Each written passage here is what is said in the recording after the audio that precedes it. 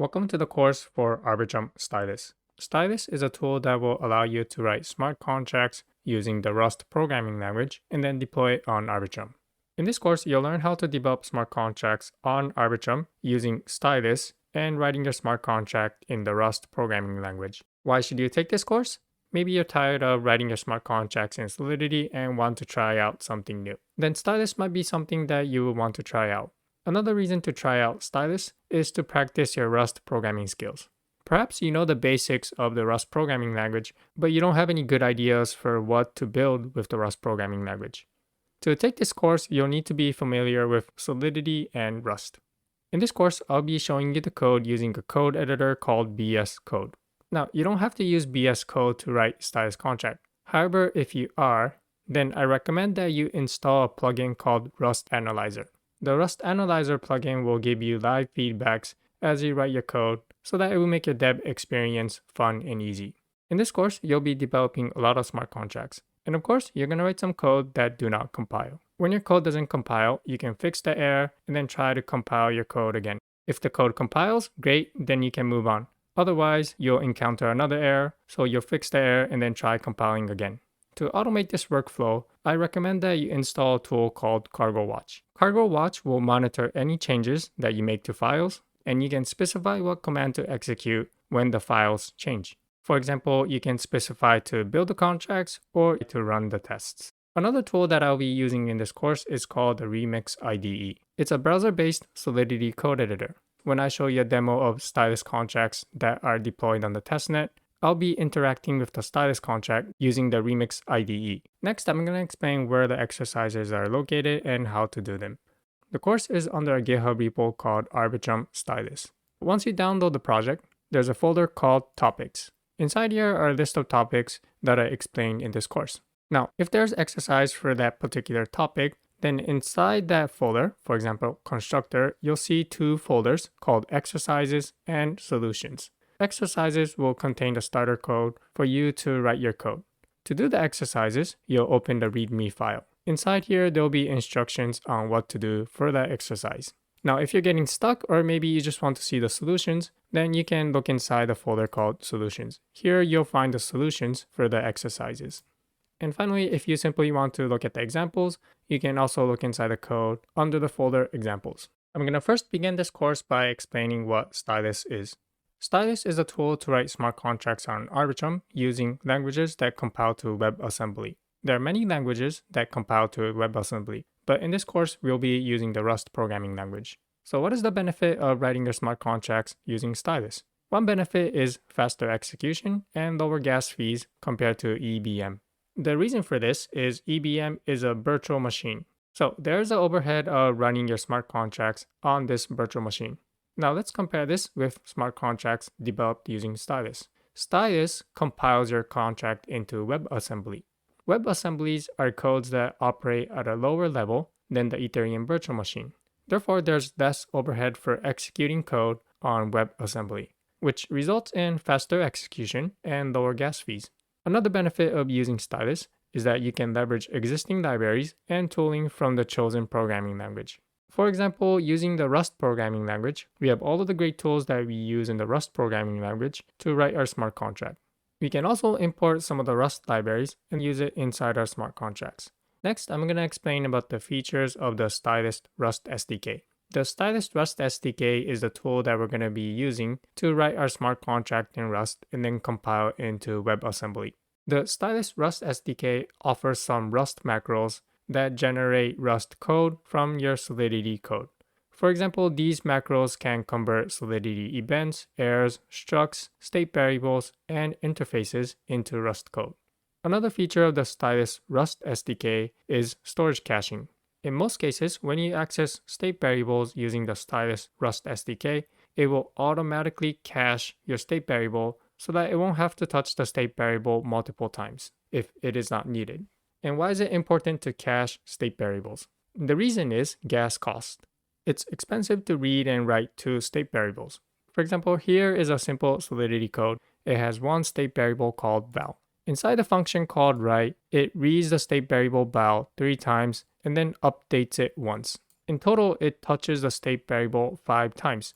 3 over here and then 2 over here, 1 to get the current value, and then 1 to update the value. 5 in total. Now let's compare this with a Stylus contract. For now, don't worry about the syntax. I'll simply explain what's going on here. Again, we have a state variable called bell. Inside the function write, it reads this state variable 3 times, and then it increments it by 1. The behavior is the same as the Solidity contract. However, since Stylus SDK caches state variables, the number of times that it touches the state variable is different. Remember in Solidity, it touched the state variable 5 times. But how about here? Well, the first one will the state variable, so that's 1. And then the other 2 times that it reads into the state variable, it returns the cache. It doesn't touch the state variable. So in total over here, it touches the state variable once. Compare this with Solidity. In Solidity code, it touched the state variable every time we referenced it. But over here, it caches it, so it only touches it once. Next, we increment this state variable 1. Let's count the number of times that it touches the state variable. First, it needs to get the current value, val that get. However, since this is gonna get the cached value, this will not touch the state variable. And then to update it, it will need to touch the state variable. So in total, it's only touching the state variable once. So that is an example of how Stylus contract caches state variables. Another unique feature of Stylus contracts is that public functions in a Stylus contracts automatically have reentrancy guards. Compare this with Solidity. In Solidity, you'll have to manually put reentrancy guards on the public functions. However, in Stylus, all of your public functions will be protected by reentrancy guards that are automatically put by the Stylus Rust SDK. So these are some features of the Stylus Rust SDK. And finally, I'll highlight some of the difference between Stylus Rust SDK and Solidity. One difference is that there is no Solidity immutable variables. This comes from the fact that immutable variables is a feature of the Solidity programming language. In Rust, there's also a concept of immutable variables. However, the immutable variable in Rust and the immutable variable in Solidity are totally different things, and they behave differently. In Solidity, immutable variable means that variables that can be set inside your constructor, and afterwards, they cannot change. When the contract is deployed, those immutable variables will be replaced by hard-coded values. However, this behavior is not available in Rust, and it's difficult to replicate it using macros. Another difference between Solidity and Stylus Rust SDK is that there's no inheritance similar to Solidity. Again, this comes from the fact that there's no inheritance in Rust. However, using the Rust Stylus SDK, you'll be able to inherit other Stylus contracts. I'll mention one more difference between Solidity and Stylus Rust SDK. Currently, there's no easy way to deploy Stylus contracts from within a Stylus contract. In Solidity, this is trivial. You simply call the function new. So these are some differences between the Stylus Rust SDK and Solidity. In this video, I'll show you the steps that are needed to set up your first Stylus contract. I'll be following the instructions from this README file, which you can find at Arbitrum Stylus, topics, hello, and the name of the file is called readme.md. Okay, so let's get started. First step is to install some tools that are used by Stylus. These are Rust, Docker, and FoundryCast. Throughout this course, I'll be using Rust version 1.87. To install Rust, navigate to the Rust official webpage, and I'm going to copy this command and then execute it inside my terminal. Here I have my code editor open. Here I have my code editor and my terminal open.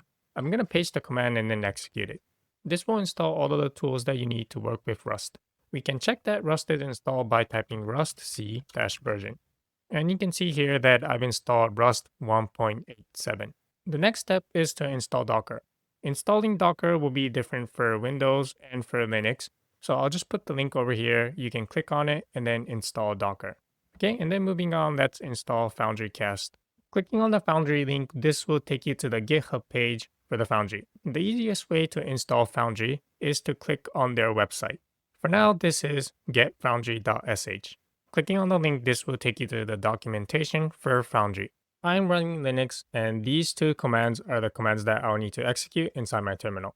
The second command is easy to remember, Foundry up, so I'll just copy the first command. Back inside my terminal, I'll execute the command. Next, we'll install Foundry by typing Foundry up. Okay, now Foundry is installed. Let's move on to the next step. So now that we install Rust, Docker, and Foundry, the next step is to install Nitro Dev Node. This is a simplified version of the Arbitrum node used for development and for testing. To install this, all we have to do is git clone this repo. Now, when we write our Stylus contract, we'll also have to run this node inside our computer. And we do this by cding into nitro dev node and then running this script. So for now, I'll just git clone this repo. Back inside my terminal, I'll execute the command. The command above will git clone this repo. So now if I look into this folder, you can see that there's a folder called nitro dev node. Okay, moving on, the next thing that we need to install is cargo Stylus. This is a command line tool that we're going to need to initialize Stylus projects, deploy the contract, and export the ABI of the Stylus contract. To install this CLI, all you have to do is copy and paste this command. Paste it inside our terminal. Execute the code. Okay, that installed cargo Stylus. Let's move on. Now going back to the README file, you might encounter a problem that you need to install OpenSSL into your system. Here I've listed the command that you'll need to install this OpenSSL package for Ubuntu and Fedora. For other systems, you'll have to Google this. So now that we've installed cargo Stylus, let's move on to the next step. The next step is to set up the build target for Rust. Rust can compile code for different targets. We need to target WebAssembly. So to do that, we're going to execute these two commands. The first command sets the Rust version to 1.87. The second command adds a build target for WebAssembly. Okay, back inside my terminal, I'm going to execute both of the commands. The smart contracts that are written with Stylus Rust SDK are written in Rust. These contracts will be compiled into WebAssembly. So that is why we're adding the WebAssembly to the build target of Rust. Okay, and we're now ready to initialize our first Stylus contract. All you have to do is execute this command, replacing your project name. I'll copy this, and then back inside the terminal, I'll paste the command. Let's replace this project name with, let's say, hello Stylus. Let's look at some of the files that I created. Inside my folder temp, I see that it created a folder called hello Stylus. And inside here, it created a bunch of files. The important files that you'll need to remember are cargo.toml. This defines the Rust packages, also called crates, that are needed to build this project. And then we also have a file called rust toolchain.toml. This defines the Rust version that was used to compile the Stylus contract. Okay, and then there are two other folders that are important and that I want to mention here. The first one is source. This will contain the contract and examples. Inside examples, you can put any Rust script. Let's take a look at the example Rust code. Scrolling down, you can see that it imports the private key and the RPC URL, along with the Stylus contract address. So this means that before we can execute this Rust code, we'll first need to deploy our Stylus contract. Okay, and then scrolling down, it sets up a wallet, and then it gets the number from the counter contract, and then sends a transaction to increment the count, and then gets the count again. Okay, so this script is a simple example of reading and writing to a contract. In this course, I'll be modifying this script to write an integration test and then execute it. Next, let's take a look at the contract itself. There are two files, main.rs and lib.rs. Let's first take a look at main.rs. What's interesting to note here is that after you compile a contract, we can export the ABI of the contract. The code that is responsible for exporting the ABI is this code over here. That's all you need to know for the main.rs. Okay, and then contract is inside lib.rs. So here is the counter contract. There are some functions to get the number, set the number, and then increment the number. We'll look into the details of how to create a contract later in the course. For now, let's focus on how to use the cargo Stylus CLI. How to execute basic commands like compile a contract, test the contract, and deploy the contract. Okay, going back to our README file, so this is the step that we completed. We initialized our Stylus contract project. The next command that I will explain is called cargo Stylus check. This will compile a contract and also make sure that your contract can be deployed. Now, before we run this command, we first need to run the nitro dev node. So let's first run this dev node. Back inside the code editor, I'm going to open my terminal and then cd into the folder where I git clone the nitro dev node. Now, before you run the nitro dev node, you also need to make sure that Docker is running. The simplest way to check that Docker is running is to type docker ps-a. This will list out all of the containers that are currently running. Here, these are some containers that I am currently running. It's not important for this course. Okay, so now that we know that Docker is running, let's run the nitro dev node. We run the Nitro dev node by executing the script inside this folder called run dev node. Okay, now that Nitro dev node is running, let's execute the command that will check that our Stylus contract can be deployed.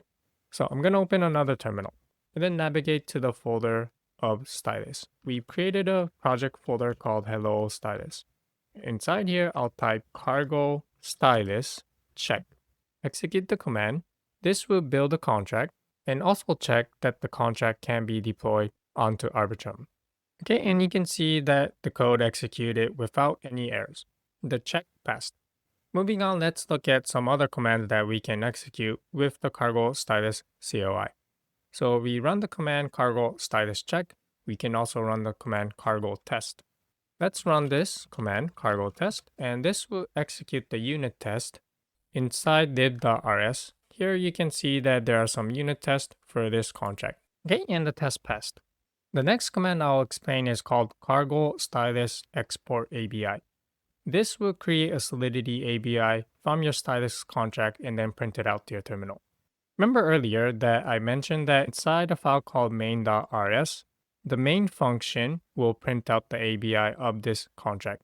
Our contract is the counter contract, so it's going to export ABI with the functions number setNum, molNum, addNumber, increment, and so on. So to create a Solidity ABI from our contract, we type cargo Stylus export -ABI. Okay, and here's the Solidity ABI that was exported. Notice that the function name has been modified to be camel case. Here we have a function called setNumber in camel case. Here we have a function called molNumber in camel case. But inside our Stylus contract, we name the functions with an underscore, setNumber and molNumber. So that's one thing that you need to remember when you export the ABI from a Stylus contract. It transforms your functions from snake case into camel cases. Okay, for the last part of this video, let's deploy the contract onto our local node. The local node being the Nitro dev node. To deploy the contract, we'll execute this command. I'll copy this and explain what each of these arguments mean inside the terminal. The first argument, endpoint, means that we're going to be using this endpoint as the RPC URL. This RPC URL points to the Nitro dev node. So this means that we're going to be deploying our contract to the Nitro dev node. And then the next argument, private key, is the private key that we're going to be using to deploy this contract. Notice that here I am revealing my private key to you, but this is not a problem. This is a default private key that is used by Nitro dev node to fund this wallet. Okay, and the next argument, estimate guess. This will simulate a deployment of this contract. If we remove this, we're actually going to be deploying the contract. If you remove this no verify argument, before it deploys the contract, it would try to check your contract using Docker containers. For some weird reason, I couldn't get this to work, so that is why I'm putting no verify. I'm going to skip the verification with the Docker container. To show you the error that I'm getting, let's first remove this and then execute the code. Okay, so this time it worked. But if you're having problem with the Docker containing check your contract, then you can skip this check by Docker by putting in no verify. Now the command above did not deploy the contract. It only estimated the gas that is needed to deploy the contract. To actually deploy the contract onto our Nitro dev node, we'll need to remove this estimate gas argument. Execute the code again. And we successfully deployed our contract onto the Nitro dev node. Here's the contract address, and here are some transactions that were involved in deploying the contract. Now you'll notice that there are two transactions, deployment TX hash and contract activated and ready on chain with TX hash over here. So why is there two transactions involved for deploying a contract? This I will explain in the next video. In the previous video, we deployed a Stylus contract onto our local dev node. There are two transactions that are involved for deploying this contract. The transaction that deploys the contract and the transaction that activates the contract. So why is there two transactions? When we deploy a Solidity or a Viper contract onto an EVM, there's only a single transaction that we need to send to deploy the contract. However, for Stylus contracts, there are two transactions. So what's the purpose of these two transactions? The answer is, the first transaction is to upload the WASM code.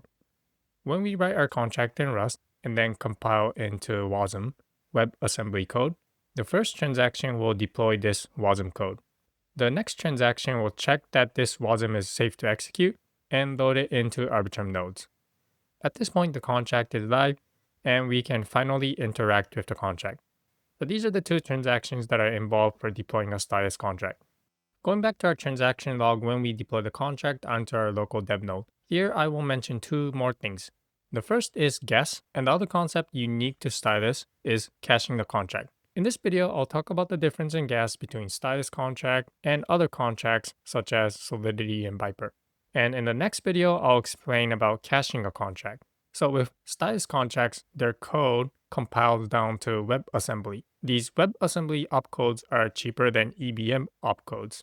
This is because WebAssembly operates at a lower level, closer to the machine code than EBM opcodes. In other words, it's more efficient and faster to execute WASM opcodes than EBM opcodes. This idea also translates to the gas. Since WASM opcodes are cheaper to execute than EBM opcodes, we need to introduce a new concept, a fraction of a gas. Stylus, this fractional gas is called ink. Currently, one gas is set to 10,000 ink. This number can be changed by the Arbitrum node, but for now, this is the default. One gas is equal to 10,000 ink. When you're writing Stylus contracts, you won't have to think about this ink, but it's nice to know when you want to go deeper into Stylus contracts. Okay, and the final concept that I'll explain here is caching a contract. At the end, if you look at the logs for deploying the contract, it says cache contracts benefit from cheaper calls. So what's this thing about caching a contract? It turns out that there's an overhead for loading and calling Stylus WASM contracts. So when you call into a Stylus contract, there's some extra work that the node has to do to be able to call the WASM contracts. To remove this overhead, Arbitrum introduces a concept of caching the contract. The way you cache a contract is you bid on an on-chain contract. You're bidding to cache your contract into memory of Arbitrum nodes. In other words, this cache manager determines which Stylus contracts are to be loaded into Arbitrum's memory so that it doesn't have to go through this extra step of loading and then calling into Stylus WASM contracts.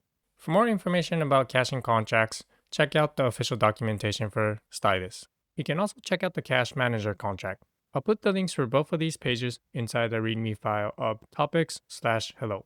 In this video, I'll walk you through an example of deploying a simple Stylus contract onto Arbitrum Sepolia. The first step is to add a configuration for the network into your wallet. These are the configurations that you'll have to put inside your wallet. In this course, I'll be using the MetaMask wallet to interact with contracts on Arbitrum Sepolia. The next step is to get Arbitrum Sepolia ETH. Now, there are two ways to get this ETH on Arbitrum Sepolia. One way is to use a faucet, and another way is to bridge your Sepolia ETH from Sepolia over to Arbitrum Sepolia. Let me show you both ways to get this ETH. Let's start with faucet. Currently, there are several options to get Arbitrum Sepolia from a faucet. For example, let's look at Alchemy. I'll click on this link. Here's the Arbitrum Sepolia faucet page for Alchemy. I'll paste my wallet address inside here, and then click on Send Me ETH. Okay, I just got some Arbitrum Sepolia inside my wallet. So this is one way of getting Arbitrum Sepolia inside your wallet, which you're going to need to be able to deploy the Stylus contracts. The other way to fund your wallet on Arbitrum Sepolia with ETH is to bridge your ETH from Sepolia. Here I'm going to use the official bridge of Arbitrum. Inside my wallet, I have 0.12299 Sepolia ETH. I'm going to send some of it over to Arbitrum 1. Let's say I'm going to put 0.01. Then I'm going to scroll down, and then I'm going to select the Arbitrum bridge, and then click on Move Funds to Arbitrum 1. After you submit your transaction on Sepolia, you can check the status by clicking on Transaction History. If the transfer of ETH to Arbitrum Sepolia is still pending, you will see it under the Pending Transactions. Okay, now that we have Arbitrum Sepolia ETH, let's deploy a Stylus contract onto Arbitrum Sepolia. The command that we're going to execute is basically the same command that we executed when we deploy the contract onto the Nitro dev node. The only difference is that we'll need to change the endpoint and the private key. Here I'm going to paste my private key from my wallet, and for the endpoint, I'm going to be using this endpoint. So first, I'm going to set up the environment variables, the private key and the RPC URL. I'm going to copy the RPC URL, and then inside my terminal, paste it. The next step is to get my private key, which I've already done inside my terminal, but I won't be showing you my private key. And the last step is to execute this command. Paste the command inside the terminal and then execute it. Actually, that was a transaction that simulated the deployment since we had the estimate gas argument. To actually deploy the contract, I'm going to remove this and then execute the command again. This time it's going to deploy the contract. Okay, here it is, deployed contract at this address. The next step is to interact with this contract. We'll need to remember the address of the contract, and we're going to use Remix IDE to interact with this contract. But before we do that, let's export the ABI. Cargo Stylus export ABI. Okay, and this is the interface that we're going to be copying and pasting inside Remix. I'm going to first copy this, and we're going to be using the Remix IDE. The links for this Remix IDE will be somewhere inside the README file. First, I'm going to create a new Solidity file. Let's call this Stylus, and then paste the interface that we copied. Let's try to compile a contract, make sure that the contract compiles. Okay, the contract compiles. Next, let's try to interact with this contract. Click on the Deployment tab, and then click on Injected Provider. This will connect your MetaMask to the Remix IDE. This is the account that I'm going to be using to interact with the contract on Arbitrum Sepolia. And then we need to paste in the address of our contract. Going back to our terminal, I'm going to scroll back up and then copy this contract address. Back inside Remix, I'll paste the address and then click on Add Address. Okay, so here's our contract. Here's our first Stylus contract deployed on Arbitrum Sepolia. Before sending a transaction, let's first call the function number. Let's try to see what data is stored inside this contract. Clicking on number, it returns a 0. So we know that something is working. How about we send a transaction? Let's call the function increment. Okay, the transaction went through, so let's try calling the function number again. Since we call the function increment, we expect that this number to increment by 1. And now it is equal to 1. So that was an example of deploying a Stylus contract onto Arbitrum Sepolia. Here's the quick rundown of the steps that are involved. Make sure that you have enough Sepolia ETH. You can get this by either faucet or bridging to Arbitrum Sepolia from Sepolia. Before deploying, you should also call the function cargo Stylus check to make sure that your contract is valid to be deployed. And the final step is to deploy the contract by executing this code. Before you do that, you'll need to prepare the parameters for the RPC URL and the private key. Once you deploy the contract, you can export the ABI by calling the command cargo Stylus export ABI. This will print out the Solidity interface that you can interact with. In this video, we copy this interface, paste it into Remix, and then interact it with this contract. We've initialized our first Stylus contract. When we did that, it created a bunch of files. In this video, I'm going to explain the purpose of some of these files. Let's start with cargo.toml. Inside my code editor, I've initialized a Stylus project called hello_Stylus. Under here, let's take a look at cargo.toml. Inside this file, it defines the dependencies. It defines the Rust crates that are needed to build this project. Now, there are other bunch of informations, but here I want to focus on the name. Currently, the name of this project is called Stylus Hello World. And let's say that we wanted to change the name of this project. For this example, I'll keep it simple and say, I want to rename my project to Stylus Hello. So this is the first thing that you'll do. Change the name under cargo.toml to whatever name that you want to change to. But we're not done yet. You'll also need to change the main.rs. Notice here that this name refers to the name that we had previously, Stylus Hello World. So we also need to change this name. Since inside cargo.toml I renamed it as Stylus Hello, the name that I need to reference here will be Stylus_Hello. If you didn't, so let's revert this change back to Stylus Hello World, the code will compile.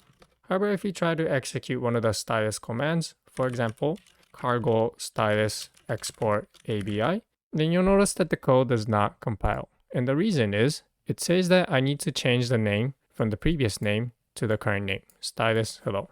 So let's do that. Change this to Stylus Hello, execute the code again, and now the code executes correctly. So those are two things that you need to change if you change cargo.toml. Next, let's take a look at main.rs. When you write a Rust program, the file called main.rs is the file that is executed, and the function that is called must be named main. However, inside this file, you'll notice that there are a bunch of macros. Here we have CFG and so on. Here I'm going to briefly explain what some of these macros mean. And what is this code actually doing? The first two macros are related to each other. Let's start with this part. If the feature flag is not set to test, and if it is not set to export ABI, then it is saying that this function main.rs will not have a main function. And the second line is saying the same thing, and it's saying that the main function use this as a main function.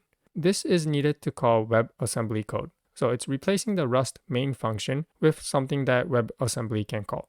Otherwise, if the feature flag is set to export ABI, remember when we call cargo stylus export ABI. This is the code that is actually being executed. So if there's a feature flag for export ABI, then this is the main function to be executed, which prints out the interface and the ABI. So that is a quick explanation of the main.rs. Let's move on. Let's look at lib.rs. This is a file that will contain the logic for your contract. Now inside here, there are also a bunch of macros. To simplify the code, I'm going to remove the comments and also remove some of the functions. Two functions, number and set number, are enough to explain what's going inside. Okay, let's start from the top. Again, we start with some macros that are configured when the code is compiled. The first line says that if it is not a test and if the feature flag export ABI is not set, then this code will not contain any main function. The next line says that it's not going to import the Rust standard library. The reason is the standard library contains a lot of utility functions that are not needed for smart contracts. For example, functions that operate with the file system and functions that make network requests. Smart contracts are not allowed to do any of those, so we're not going to need it. To keep the contract size small, it's saying that it's not going to import the standard library. However, there are some stuff that the contract needs. One of them is how data is managed on the heap. For example, vectors and strings must be allocated on the heap. So the next line explicitly says, we're not going to import the std, but however, we need the default allocator. Okay, the next line imports the Stylus Rust SDK. Importing Prelude will import most of the stuff that you'll need to write your contract. Now, data is encoded differently between Rust and the EBM. To encode and decode these data, we need to import a library called alloy primitives. Here it is importing the U256. This is uint256. So by importing this module, we'll be able to encode and decode a uint256. There are other types from this alloy primitives, such as address, bytes 32, bytes, and so on. The next part of the code defines the state variables of this contract. This is a simple counter contract, and it defines that this contract is going to store a single number, uint256, called number. Now this syntax is not Rust syntax. It is Solidity syntax. Here we're using the storage macro to convert Solidity syntax into Rust code. Also, there's another macro called entry point. Inside this file, we can define multiple structs, but we need to have an entry point. By defining an entry point, this is our contract. Okay, so where are the functions for this contract called counter? Well, it will be inside this code block. Inside here, we have an import counter. This is just Rust syntax to define functions on this counter struct. What makes this a public function for a smart contract is by putting the macro public. So after we deploy this contract, we'll be able to call the function number and set number. In Solidity, when we have public functions, we need to declare what kind of function it is. Does it write to the blockchain or not?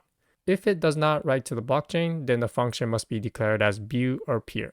But you'll notice here that those keywords are missing from these two functions. The keywords that indicate whether the function is read or write is actually implied by the reference that is being passed. Here you see a reference to self. However, over here you see a reference to a mutable self. This is what tells whether the function is read or write. An immutable reference will be read only. A mutable reference will be write. To see this, note that the number function passes an immutable reference and the function set number passes a mutable reference. Now let's run the command cargo stylus export ABI and see what interface we get. Okay, here's the interface. Has a function called number, which is external view. And then we also have a function called setNumber, which is a function that will write something onto the blockchain. The Stylus Rust SDK is able to figure out that this is a view function, and this is a function that might potentially write onto the blockchain. And it can figure this out by looking at what kind of reference is being passed. Is it an immutable reference or a mutable reference? Okay, so this is the contract. We looked at how the state variables are declared, and we also looked at how to declare public functions. Next, let's take a look at the unit test. The unit test can either be inside the same file or it can be in a separate file. For simplicity, it's kept inside the same file. The test framework that is being used for unit testing is called Stylus SDK testing. Unlike the test that you will write in Foundry or Hardhat, Currently, there's a limitation for what you can test using this testing framework. The current limitation that I found out while writing Stylus contracts is that you won't be able to call other contracts. The code will compile, but when you try to run the test, you'll get some weird errors. So that is why in this course, for integration test, we're going to modify another file inside examples, counter.rs. Inside here, we'll write scripts that will call into multiple contracts, and then we'll run it on Nitro dev node. To execute this script, you'll need to fill in the environment variable for private key path, RPC URL, and Stylus contract address. All of these environment variables are defined over here inside .env.example. So to execute this examples/counter.rs, we'll first copy this, and then we'll rename it to .env. Once you do that, you'll get a .env file, and this is where you will put the values for the RPC URL, Stylus contract address, and the private key path. Once you do that, you can execute this Rust code by typing cargo run -- example and the name of the file, counter. Now, before you execute this, you'll need to somehow load the environment variable. There are two ways to load this environment variable. If you're working with Linux, you can type the command env cat.env and then execute the code.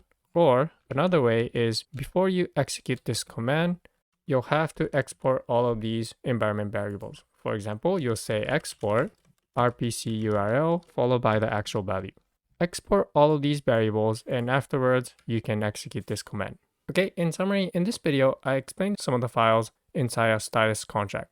The files that will be useful to you from the beginning are cargo.toml, the code itself inside main.rs and lib.rs, counter.rs if you want to execute some Rust script, and the environment files. In this video, I'll explain how to define a constructor in a Stylus contract and some of the things that you'll have to watch out when you're writing constructor in it. Here I have an example contract that has two state variables, owner and number. Let's define a constructor that will set the owner to the account that sent the transaction to deploy this contract, and also set the number to the parameter that is passed into the constructor. We define the constructor inside the import block that has the public macro attached to it. To define a constructor, we first use the constructor macro. We'll name this function constructor as well. Let's also make this constructor take in an input of the type U256. This number will be the number that will be stored in the state variable num. To set the state variable num, we saw in the previous video that all we had to do was call the function set and then pass in the new value. Okay, but how about the owner? How do we set this to the account that sent the transaction to deploy this contract? Now, if you're coming from Solidity, all you have to do is set owner to message sender. However, this code is incorrect in Stylus. Stylus contracts are deployed by another contract. If we set the owner to message sender will be the Stylus contract that deployed this contract. But if you wanted to set this to an account that submitted the transaction to deploy this contract, we have to change this to TX origin. TX origin, as the name implies, is the account that originated the transaction. So if Alice sends a transaction to deploy this contract, TX origin will be Alice. But however, in Stylus contracts are deployed by another contract. So message sender will be this factory contract that deployed this contract. So that is one thing that you need to remember about constructor. If you want to set the owner to the account that sent the transaction, make sure to use TX origin. Here I will show you how to create public and internal functions in your Stylus contract. Public functions are functions that can be called by other contracts and accounts. Internal functions are functions that can only be called from within this contract. In this video, we'll be using a simple contract, a contract with a single state variable called num of the type uint256.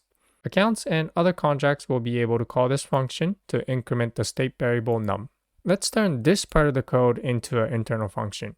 To declare an internal function, we first need to write the code import examples. This is simply Rust syntax to define methods on a struct or enum. In this example, we're using the struct called examples. So we're simply attaching methods to this examples struct. Now the difference between the functions that we'll declare inside this import block and this one is that the one on the top has a public macro. So whatever function that we declare inside here will be public functions that other accounts and contracts will be able to call. However, if we define a function inside here, notice that it doesn't have a public macro. So this will be internal function. simply functions that are attached to this struct. Okay, let's declare an internal function. I'll start with the keyword pub, fn. I'll name this internal function underscore inc. Since we're going to be moving this code inside to this internal function, it's also going to need the mutable reference, mute self. And then I'll simply remove this code and then paste it here. Okay, so this is our internal function. How do we call this internal function inside here? Well, we can simply say self dot underscore inc. And if you had other parameters that you need to pass into this internal function, for example, let's say that the internal function takes two other inputs, x of the type u64 and y of the type u64 as well. And then here we'll pass those inputs, let's say x and y. But for this example, we're not going to pass any inputs, so I'll remove them. So this is an example of declaring and calling an internal function inside your Stylus contract. Let's go one more step. What if you wanted to call a peer Rust function? So far, we defined all of our functions inside this impl block, but we didn't have to do this. We could have simply called a Rust function. For example, let's say that we have a function called add. It's going to take two inputs, x of the type u256 and y of the type also u256. Since we're adding, we're simply going to return another u256 and then say x plus y. This is a simple Rust function.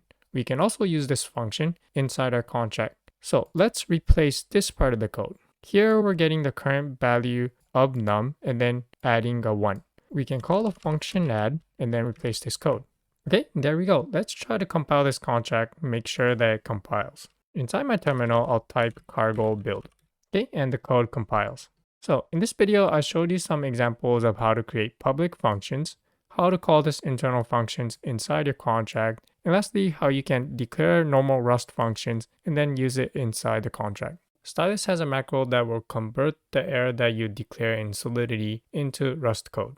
So in this video, I'll show you how to declare errors in Stylus contract, and I'll also show you how to do error handling.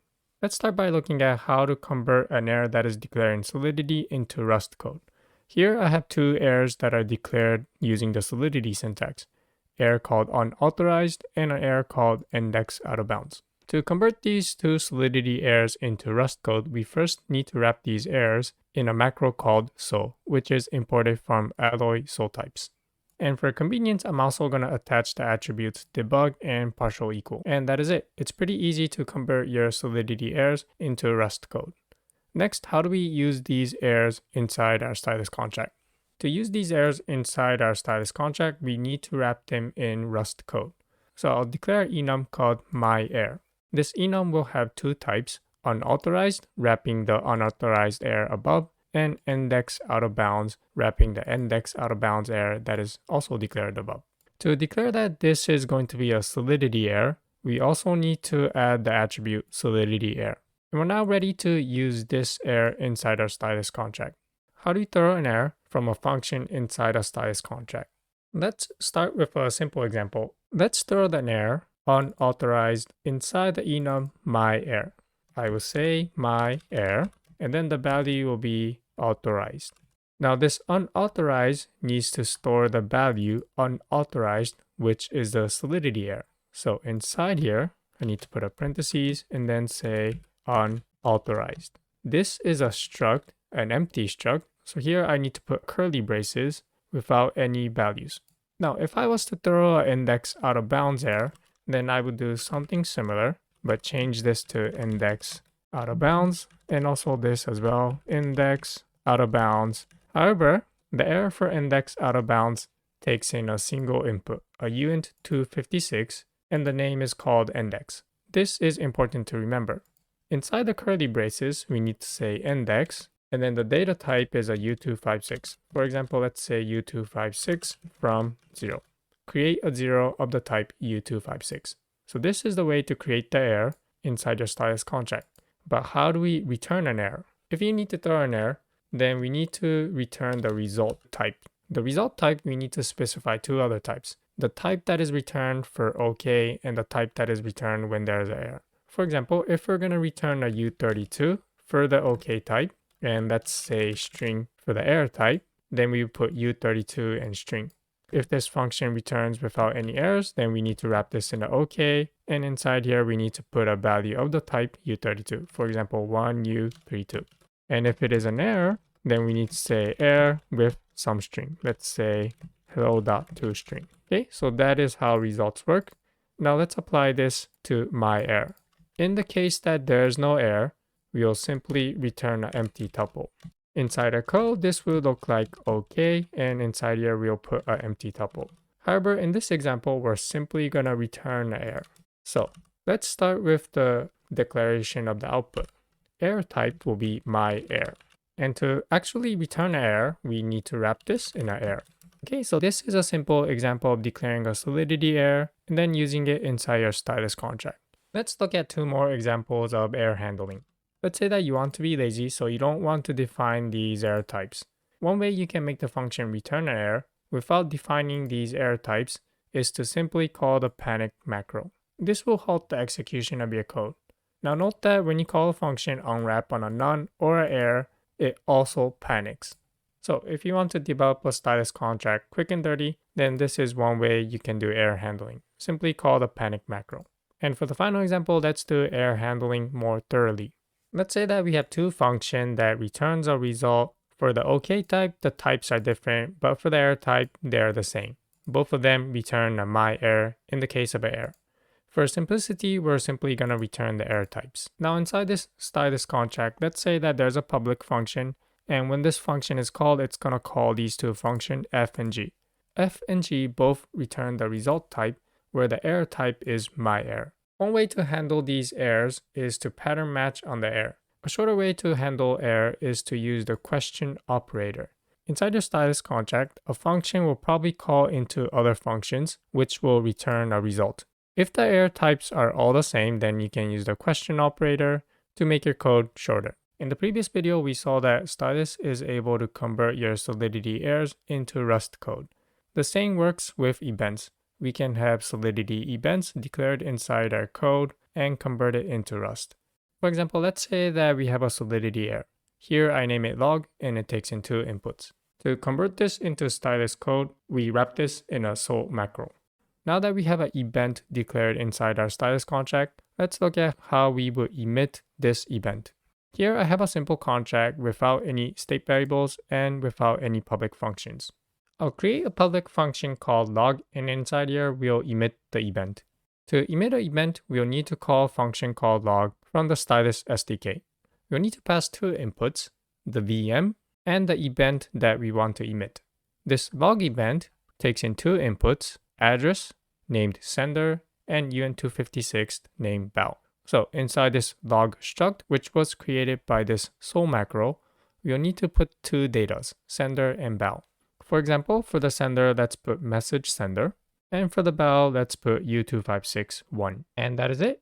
One way to call other contracts from your Stylus contract is to first define an interface. To define an interface, you would define the interface in Solidity syntax and then wrap it in a macro provided by the Stylus SDK. For example, here I have an interface for a counter contract. We have two functions, count to get the current count and inc to increment the count. Note that this is Solidity syntax. To convert this into Rust code so that we can use this inside our Stylus contract, we need to wrap this in a macro. This macro is called sol interface.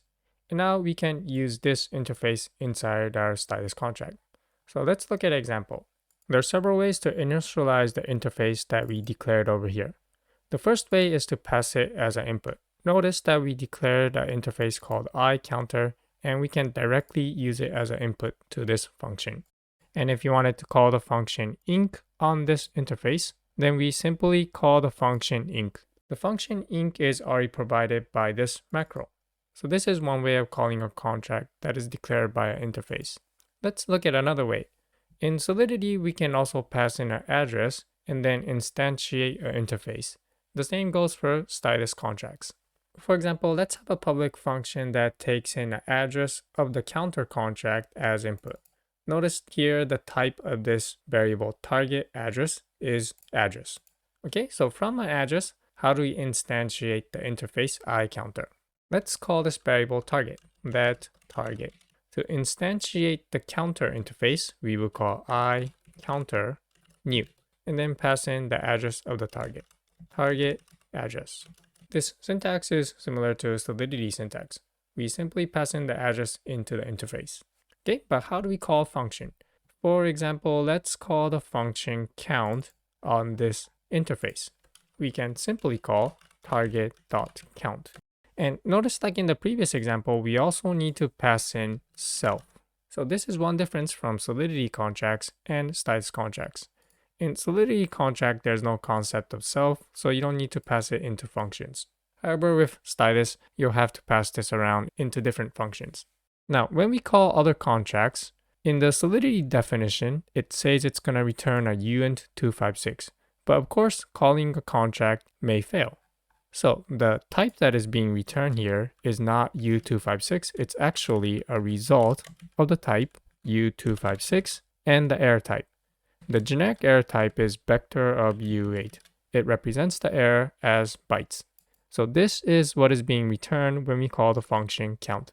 The same goes for inc. So let's say that we wanted to return the count of the counter contract. Let's first start by defining the output. What should be our output? Since here we're returning a result, if this call fails, we also want to fail this function, so let's also return a result.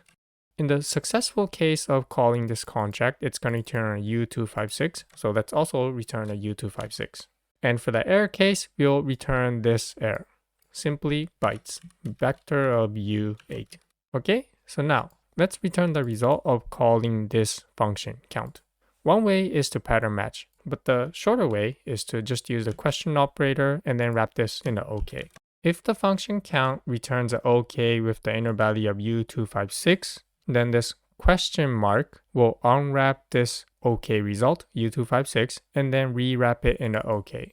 However, if this function call to count fails, then it's gonna return a vector of u8, which will be propagated up to this function, so that this function will also return an error with the inner value of vector of u8. So these are two examples of working with interfaces in your Stylus contract. In Solidity, you can make low-level calls by calling the function called call on an address. We can do something similar in Stylus contracts as well. To make low-level calls in Stylus contracts, we'll need to prepare a struct called raw call.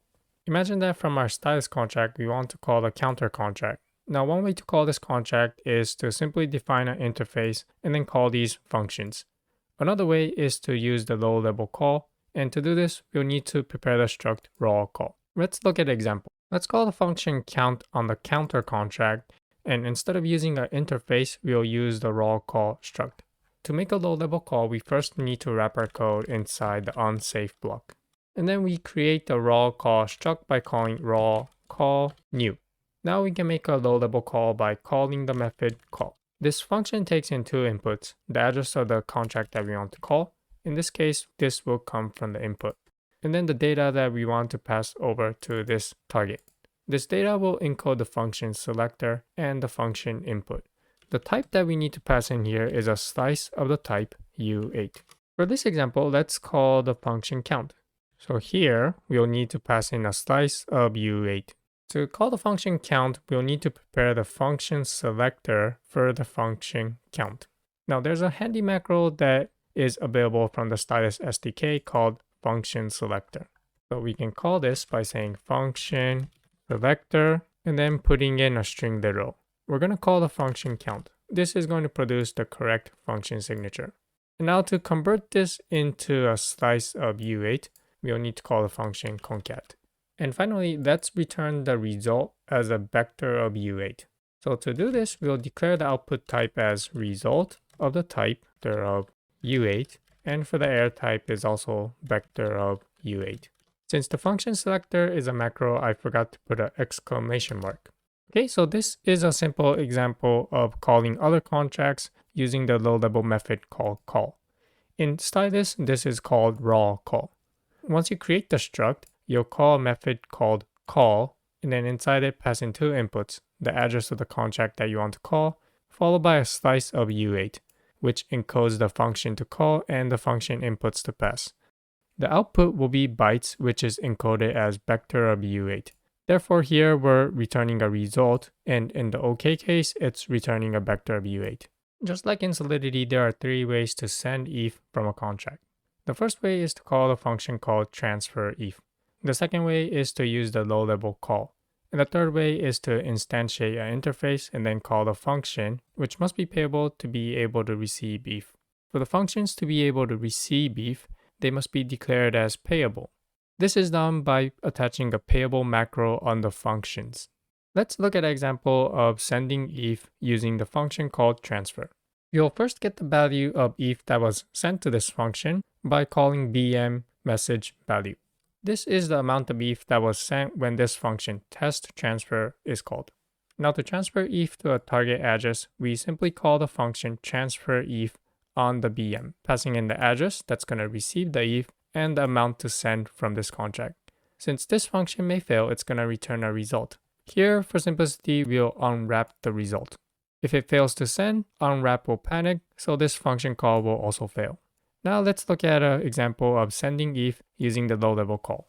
Again, we'll start by getting the amount of ETH that was sent to this function call. Next, we need to prepare the struct called call. Next, we specify the amount to be sent.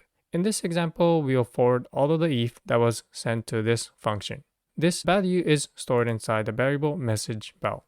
And finally, to send ETH using the low-level call, we'll use a macro called call.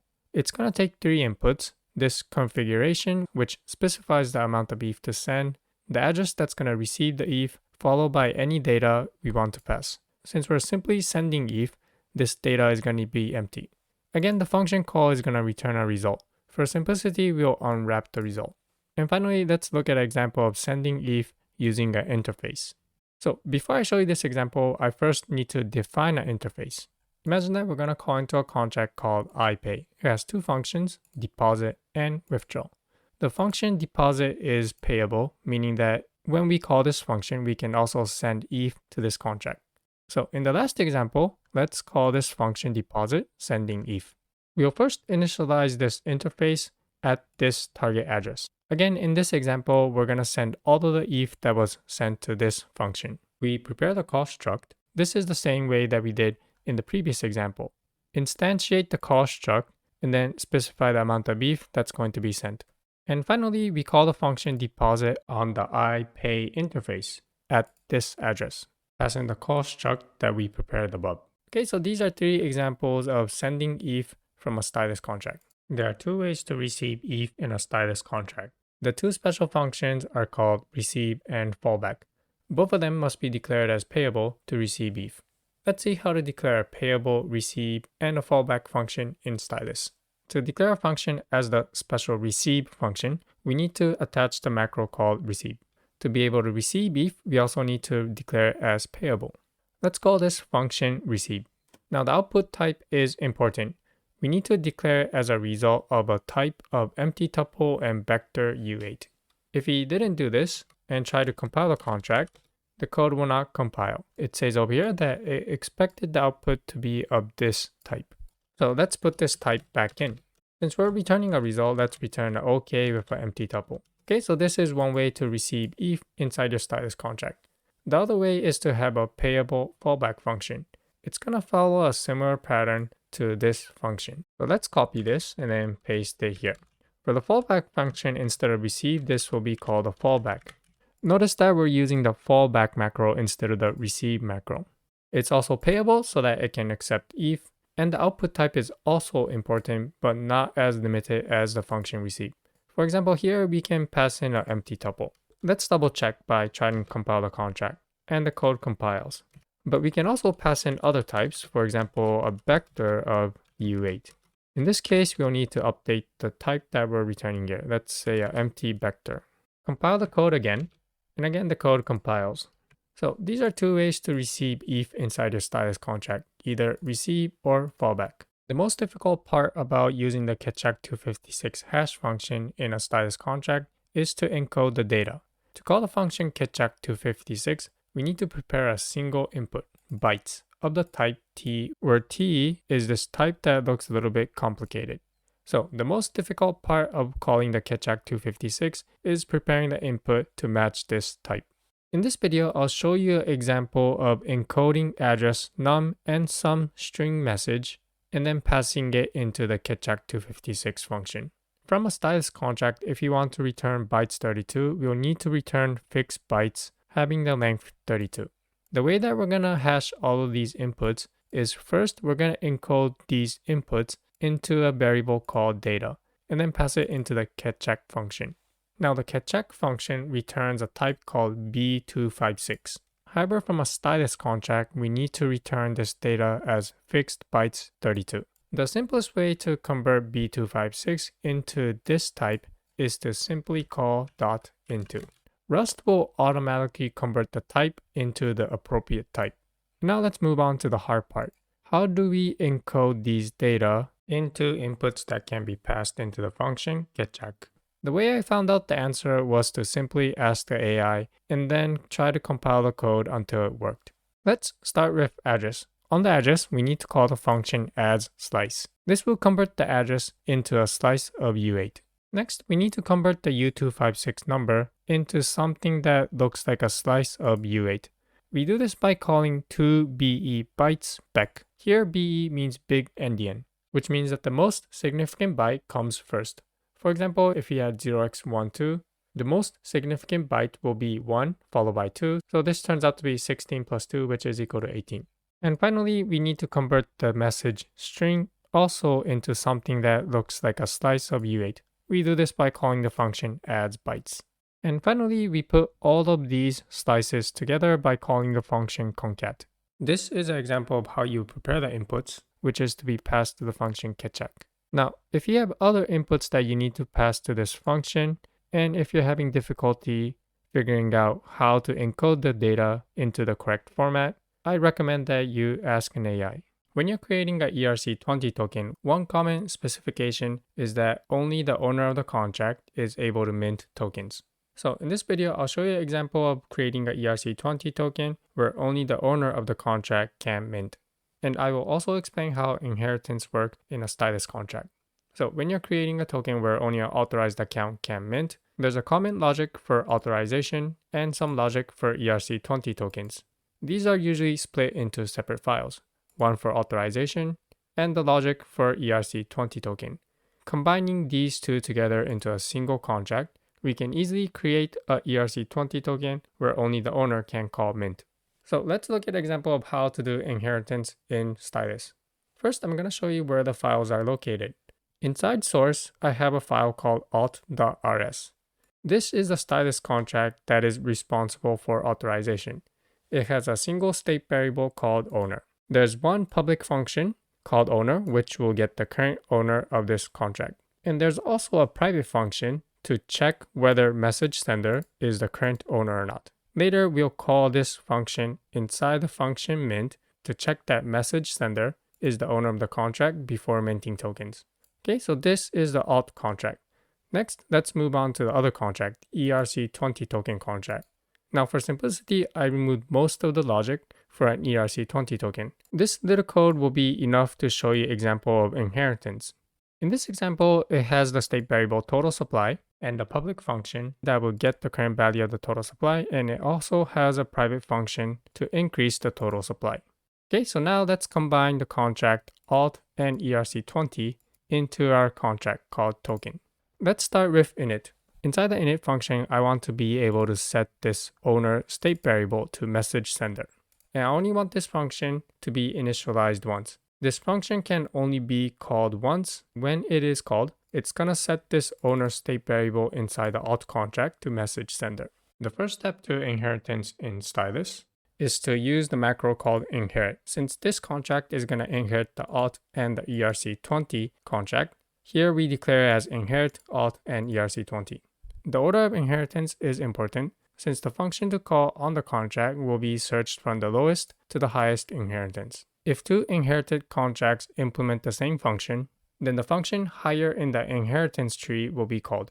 Let's come back to this later. So going back to our function init, we only want this function to be called once, so we first check whether the state variable initialized is set to true or not. If it is not, we set it to true. And now we want to set the owner storage variable that is declared inside auth. We do this by calling self.authOwner.set and then putting in message sender. Okay, so this is an example of setting the storage variable inside a contract that this contract is going to inherit. Now let's look at another example. Calling the function mint. Mint will mint tokens if message sender is the current owner of the contract.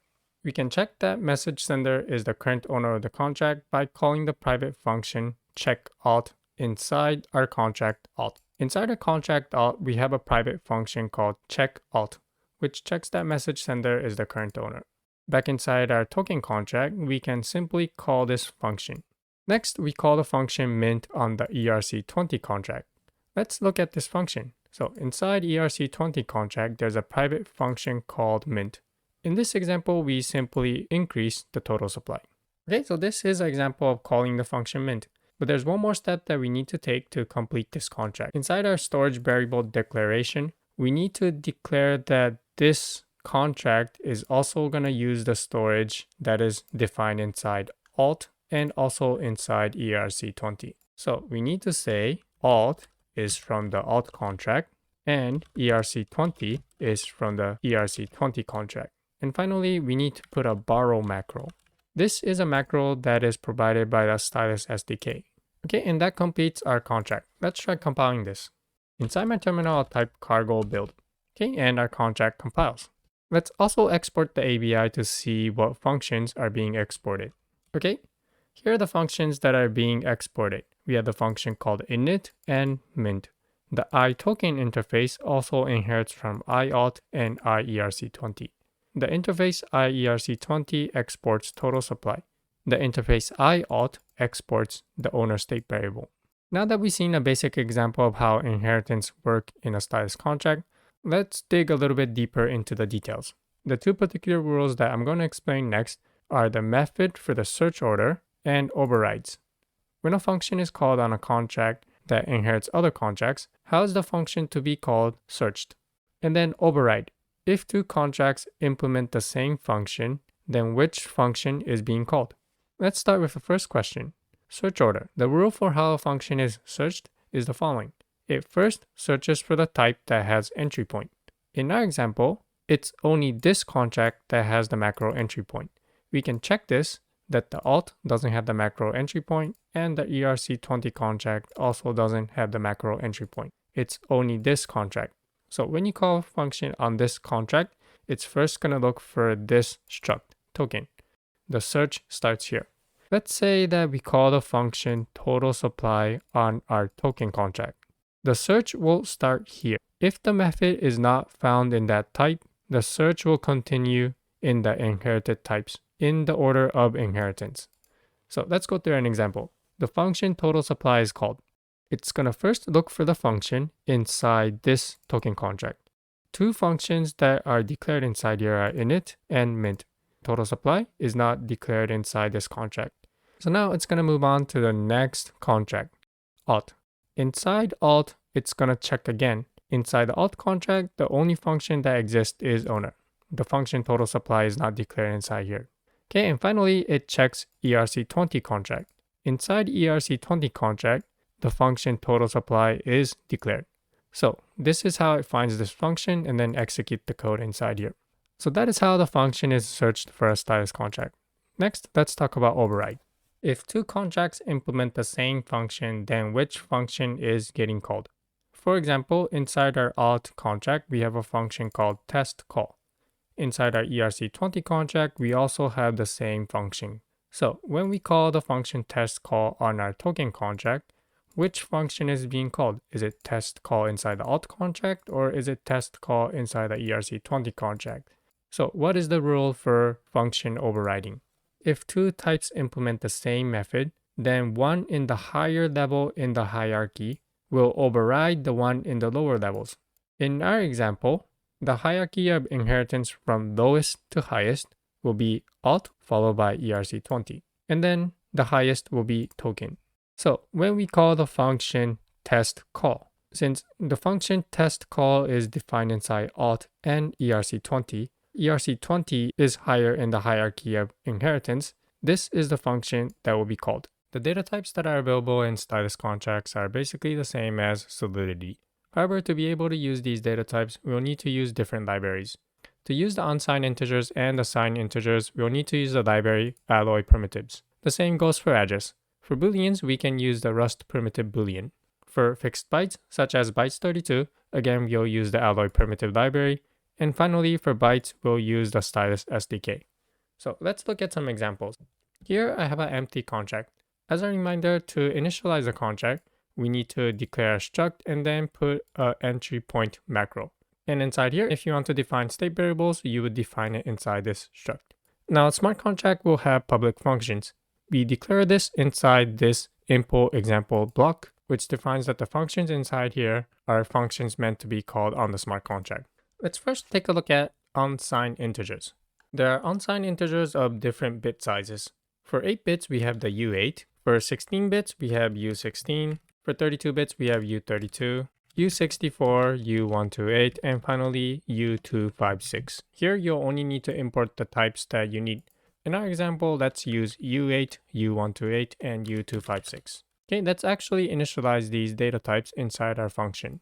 I'm going to create a function called unsignedInt. It's going to take an immutable reference, so this will be a read-only function. And it's going to return U8, U128, and U256. Let's begin by creating a U8. Let's say that U_8 is equal to U8 from inside here, let's put in a number. Let's say 1. Let's also do the same for U128 and U256. Okay, and then let's return these. I'll use a tuple to return all of these. U8, U128, and U256. Okay, so this is an example of how to work with the unsigned integers in Stylus. Moving on to signed integers. Working with signed integers are basically the same as working with unsigned integers. However, the function that you'll have to call to convert it into the types of signed integers for alloy primitives might be a little bit different from the functions that you call for unsigned integers. Okay, let's move on to address. We first need to import the address type from alloy primitive. For this example, I'll also import the address macro. This is a macro that will convert a string into an address with checksum. Okay, so let's look at some examples. The first way to create an address is to call the function from on the address type. In this example, I create an address that will repeat the value 01 20 times. You can also create an address by using the address macro. Inside this macro, you will put the string literal of the address, and this will return a checked sum address. Okay, moving on, the next type that I'll explain are booleans. They're really simple. They're basically the booleans from Rust. And here's an example function that will return true and false.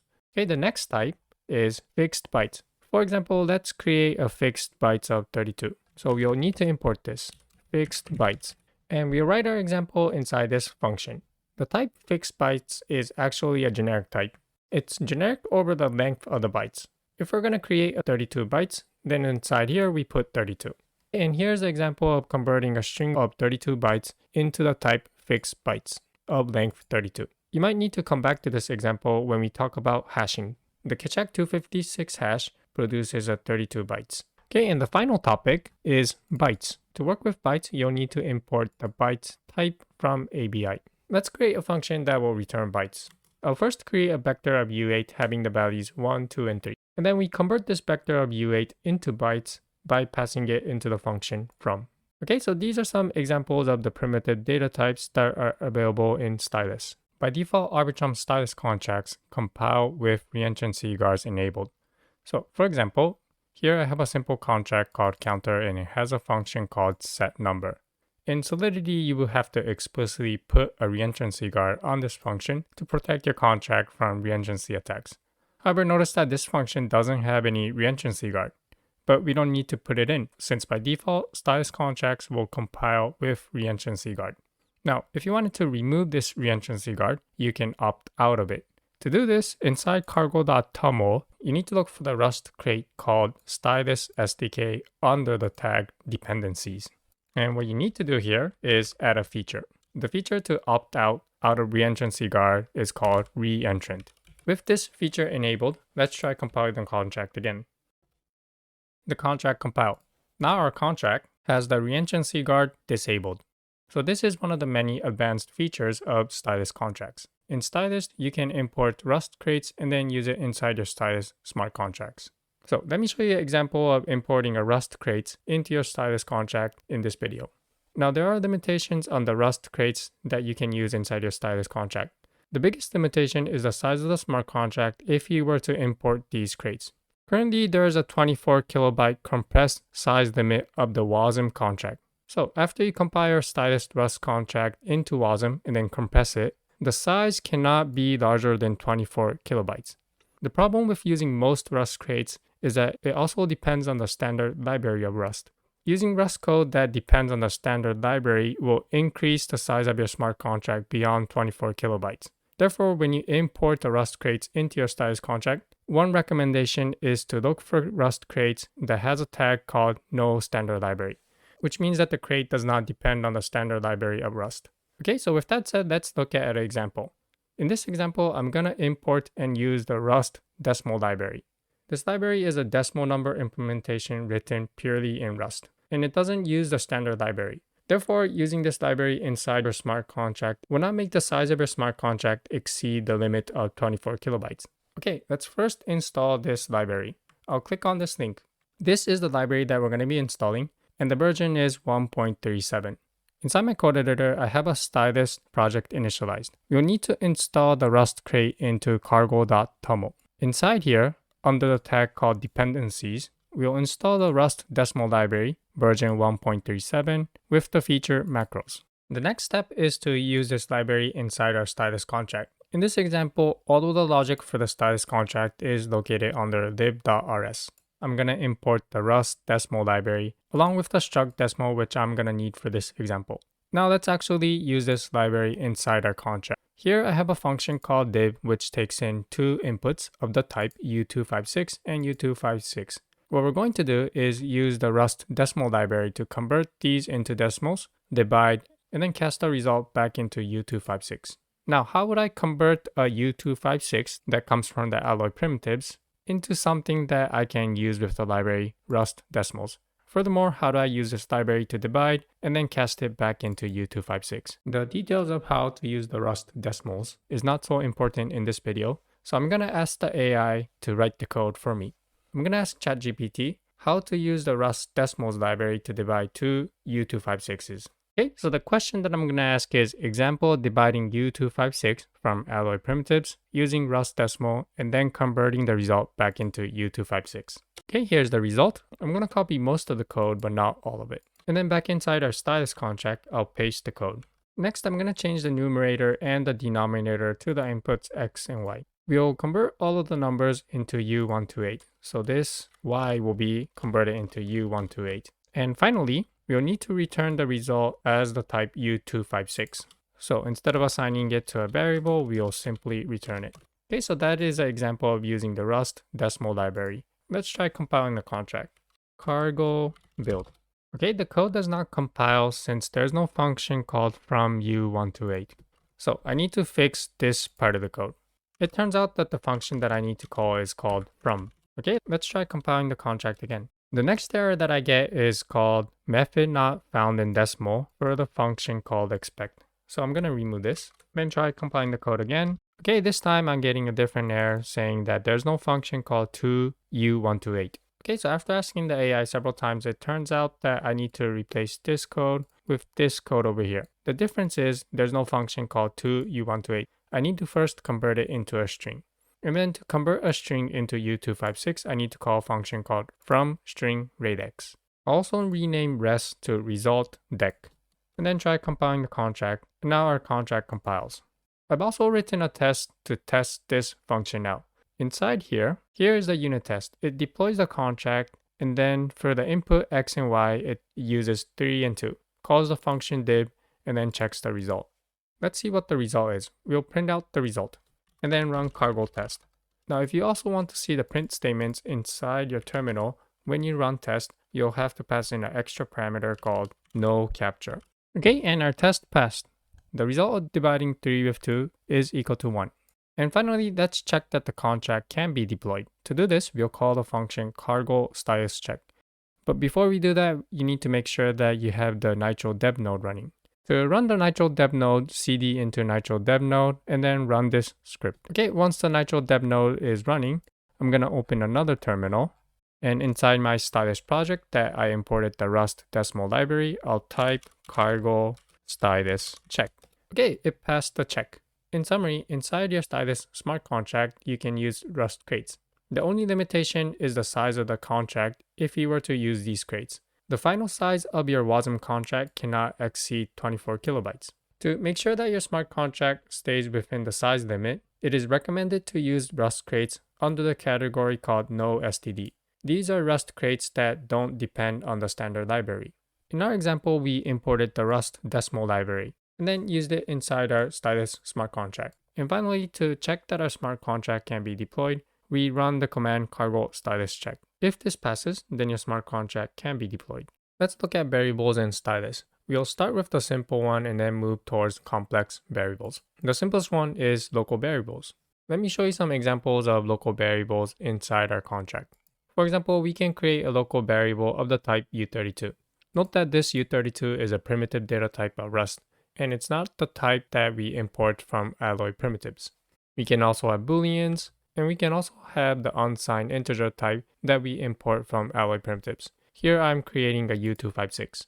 So these are some examples of local variables. They're basically variables that are created, live in the memory, and then after the function is done executing, they are deleted. Okay, the next variables that we can work with are global variables. These are variables that return some information about the blockchain, the contract, or the transaction. So let's look at some examples. To access the global variables, we first need to call self.bm. BM standing for the virtual machine. An example of this is getting the current block timestamp. We first call the function bm on self, and from it we can call the function block_timestamp to get the current timestamp. Now in Solidity, the timestamp is returned in uint256. But note here that the timestamp is returned as U64. So that is one difference between Solidity and Stylus contracts. When you call contract and send messages, you can get the amount of ETH that was sent by calling the function message value. If you want to get the sender, you can call the function message_sender. The current contract address is stored at contract address. And finally, if you want to get the ETH balance of an account, you will call the function balance. In this example, it is getting the ETH balance of this contract. Okay, so these are some examples of working with global variables. Moving on, let's talk about constants. The way you will create constants in a Stylus contract is a little bit different from Solidity, depending on the type of constant that you're creating. For example, to create the data type address, or U256, we need to call the function U256 from or address from the library Alloy primitives. So to create a constant in Rust, you might think that all you have to do is declare a variable with the const keyword and then call these functions. For example, here it is trying to create a constant of the type address, and the next line is trying to create a constant of the type U256. But this is not how constants can be defined in Rust. When you define a constant, you cannot call into functions. It must be simple values. So we won't be able to do something like this. To be able to do something like this, we first need to create a value that is a literal. For example, for address, we will turn this into a string slice, and we won't be able to call the macro address. And the same goes for number. Since we won't be able to call the function U256 from, let's change this into a number type that is available in Rust. For example, U64. And then change this into 123. Okay, and to convert these into constants, we'll need to create a function that will convert them into constants. For example, inside a function, if you wanted to reference that address constant, which is a string literal, but you need to convert it into an address, then you will call the function from the Alloy primitive to convert that string literal into the address type. And the same goes for the number constant. In this example, the number constant is of the type U64. But if you wanted to convert it into a U256 from the Alloy primitives, then we'll need to call the function U256 from. And this must happen inside a function. So that's the difference between Solidity and Stylus contracts. Okay, moving on, let's finally talk about storage, state variables. To declare state variables, we'll first need to import some modules from the Stylus SDK. I'm going to import a bunch of stuff that we're going to need for the examples of state variables. These modules will come from the storage module. Okay, let's look at an example of creating some state variables. So actually, there's two ways of creating state variables. The first way is to define our state variables inside a sole storage macro. Inside this macro, we'll be able to write Solidity code. For example, we declare a struct called examples, and since this is going to be our contract, we'll also put the entry point macro. Inside this struct, let's say that there is a state variable, a boolean, called initialized, the owner of the contract of the type address. We can also have uint256, a mapping, and a vector. So this is one way of defining state variables inside a Stylus contract. Inside the soul storage macro, you will write your Solidity code that defines a struct. Next, let's look at how we would do the same exact thing, but without using the soul storage macro. So I'll first copy these, and then I'll paste it inside here. Let's start with boolean. Boolean will be of the type, will be a boolean, and the storage type that we need to declare here is called storage boolean from the storage module. The next one, address, will also be storage address. uint256 will be storage u256, okay? And a mapping. How do we create a mapping? The name of the mapping is balances, and to create a mapping, we need to use storage map. Storage map. Mapping, we need to also declare two more types, the key type and the value type. The storage map is a generic type, and here we define the key type and the value type. For the key type, let's say is an address. This address will come from the alloy primitives library. And then for the value type, it's not u256. Since we're storing a u256 into the storage, this has to be storage u256. Okay, so that's mapping. How about a vector of uint256? What we need to use is the storage vector. A vector is a generic type. So again, here we'll need to put in the type of the vector. Again, it's not u256. It's actually, since we're storing the value inside the storage, it's actually storage u256. Okay, so these are some examples of how to declare state variables in Stylus SDK. Let's do one more. Let's create a nested mapping. Say allowances, and then say storage map, another address, and then finally the value.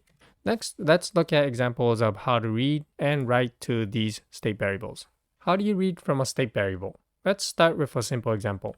To get the boolean value that is stored inside this contract called initialized, you will call self.initialized and then call the function get. Since the storage variable initialized is the boolean, this will be of the type boolean. If you wanted to get the owner, we do the same thing, self.owner.get. If you wanted to get the total supply, again the same thing, self.totalsupply.get. How about a mapping from the type address to a u256? Again, for a simple mapping, we simply call the function get passing in the key. Since this mapping's key is an address, we pass in an address. This will return a u256. To get the length of the vector, you can call the function length on the storage vector. And to get the value of a vector, you will call the function get passing in the index. For the final examples, let's look at how to write to these state variables. Okay, let's start with the simple example. How do we write to the state variable initialized? We update it by simply calling the function set and then passing in the new value. The same goes for an address. We simply call the function set on storage address, passing in the new value. Total supply is the same as well. We create a u256 and then simply set it. How about for a simple mapping of the type from an address to a u256? For mappings, we call the function insert, passing in the key and the value type. And here is an example of pushing a new value into a storage vector. You simply call the function push, passing in the value. And finally, let's look at how to write into a nested mapping. Earlier, we created a nesting mapping called allowances, which is a map from an address to another map from an address and finally to u256. So how do we write into this mapping? In Solidity, it's pretty simple, but in Stylus, it's a little bit more complicated. So let me go through some examples. For this example, I'll be using two addresses called owner and spender. So how do we access a nested mapping in Stylus? Your first guess might be to do something similar to this. First, from the allowances mapping, access the mapping at owner. Imagine that this will return a new mapping. And then to insert it into the owner's mapping, we will call insert, passing in the spender and some kind of value. Let's say val, that is defined over here. However, this code will not work. Trying to build a contract, you notice that the code does not compile. This is because when you call the function get, it returns an immutable reference. Then on the next function call, we're trying to modify from this immutable reference. Hence, this code does not compile. Now to work with nested mappings, we need to replace this get function with something else. That function is called a setter. So what does this function setter do? Let's check the documentation. The storage map has a function called setter, which returns another thing called storage guard mute. You can think about this storage guard mute as like a mutable reference. So calling the function setter is like returning a mutable reference. So what it's doing over here, it's returning a mutable reference, and now we can call the function insert to insert a value for the nested mapping from owner to spender. Let's try compiling a contract, call execute the function cargo bill, and the code compiles.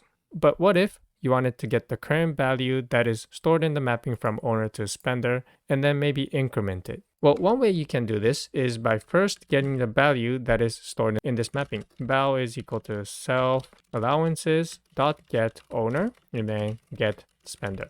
Once you get the value, let's say that we wanted to increment this value by 1. So this is one way of updating the value. Get the current value and then insert it. But there's another way that we can accomplish the same thing. The idea is to first get the mutable reference. So let's say that I'll call this allowances is equal to self.allowances setter of owner. So this will return a mutable reference, and if you want to know the type, it's called storage guard mute, since we're getting a mutable reference. And it's generic over 2 parameters, the lifetime and the value type. For the value type, we will simply just put a placeholder and let Rust figure it out. So we're calling the function setter. It's basically what we did over here. We're getting a mutable reference. Since this mutable reference represents another mapping, we can do this again to get the mutable reference for the inner mapping. So let's say that mute spender allowances is equal to allowances, the mutable references that we got above, and then say setter. This time we pass in the key for spender. So the first code will return a reference to a mapping from the spender, the amount. And the next line will return this amount that we can write. And now we can call the function get and set similar to other storage variables to get the current value. Let's say that val is equal to spender allowances dot get. And to set it, we call the function set. For example, let's set it to val plus u256 from 1, incremented by 1. So this code over here and this code over here do the same thing. And finally, I'll mention a little bit more about the storage guard mute. Remember that when we call this function setter, it returns a storage guard mute. This storage guard mute is like a mutable reference. And remember that one of the Rust borrowing rule is that you cannot have 2 mutable references existing at the same time. But if we call this function setter twice, this is like creating 2 mutable references that exist at the same time, so your code will not compile. And to show you this, let's create another storage guard that references the same storage. Let's rename this to another. Try to compile the contract and the code will not compile. This is because we're trying to create 2 mutable references that exist at the same time, but the compiler will not allow this. This compiler check makes sure that there's only 1 mutable reference to a storage variable existing at a time. Okay, so these are some examples of writing into state variables. For the final project, you'll be building atomic swaps in Stylus smart contracts. So what is an atomic swap? Atomic swap is a technique for swapping tokens across chains without bridges. Currently, the most popular way to transfer tokens across chain is to use bridges. You would send your token to a bridge on one chain and then receive the other token on the other chain. However, using atomic swap, we can accomplish the same thing without a bridge. For example, let's say that we have Alice on chain A with some token, let's call this A. She wants to take this 100 token and then swap it for token B on chain B. The first step in atomic swap is to find a person on chain B that is willing to give this token over to Alice in exchange for 100 token A on chain A. Let's say that Alice finds Bob off-chain. He's willing to swap his token B for Alice's 100 token A. They agreed to swap 100 token A for 30 token B. Here's where atomic swap starts. We're going to need basically the same contracts on these 2 chains. First, Alice needs to come up with some secret value that she is not going to share with anyone. When she uses the hash function on this secret value, she's going to get some kind of hash. She's going to need this and the token, which will be locked inside the smart contract. Inside the smart contract, she's going to send over the 100 token that she's willing to give to Bob, along with the hash. Now this token can be unlocked under two conditions. The first condition is that Bob knows the pre-image, the secret value that hashes to this hash. So if Bob knows the secret value when put into a hash function and then produces this hash, then Bob can unlock this 100 token. Now it's important here that only Bob can unlock this token, since Alice also knows the pre-image. But for the protocol, we only want to restrict Bob to be able to unlock this token. The other condition to unlock this token is that there is a time limit on how long this token is locked inside this contract. When this time is up, then Alice can unlock the token. This is a feature that is needed for Alice to withdraw the token in case Bob does not commit his token on chain B. The next step is for Bob to lock his token. Now, similar to this condition, there are two conditions to unlock token B on chain B. The first condition is that the tokens can only be unlocked by Alice. The other condition is that whoever unlocks it knows the pre-image that when hashed will be equal to this hash. Obviously, Alice knows the secret value that hashes to this hash, so Alice can unlock this token B. The other condition is meant for Bob. In case Alice does not reveal the pre-image, after a certain time, Bob will be able to unlock his token. Now there's one important constraint on the lock expiry time. The constraint is that the expiration time that is set on this lock must be greater than the expiration time that is set on this lock. So why is that? Well, imagine the case that the expiration time set over here is shorter than the expiration time that is set over here. Alice can unlock her token before Bob can unlock his. So what can go wrong? Well, what can go wrong is that Alice can take this coin and also unlock her token. To see this, again, let's say that the expiration time over here is shorter than the expiration time over here. What Alice can do is after the lock expires, she would claim her token back. And then right after it, she will reveal the pre-image and then also unlock this token. In the end, Alice will have her token A back and she will also claim Bob's token B, which is a problem for Bob. He wanted token A, but he ended up just simply losing token B. Now this situation cannot play out as long as the expiration time on this lock is longer than the expiration time on this lock. So here I should also mention that for Alice to be able to claim token B, this lock must not be expired, and the same over here. For Bob to be able to claim token A, the lock over here must not be expired. Okay, going back, let's say that the locks are not expired. The next step is for Alice to reveal her pre-image. The conditions are that she must reveal the pre-image that when hashed will match this hash that is stored in the smart contract. She reveals the pre-image. Hashing the pre-image, it matches the hash stored in the smart contract. So she will receive this token. Now, once this pre-image is revealed, Bob also knows the pre-image that will hash to this hash stored on the smart contract. He uses the pre-image that was revealed by Alice to unlock token A. So what is our final result? Our final result is that on chain B, Alice has token B. On chain A, Bob has token A. They were able to swap tokens across chain without a bridge. And this is how an atomic swap works.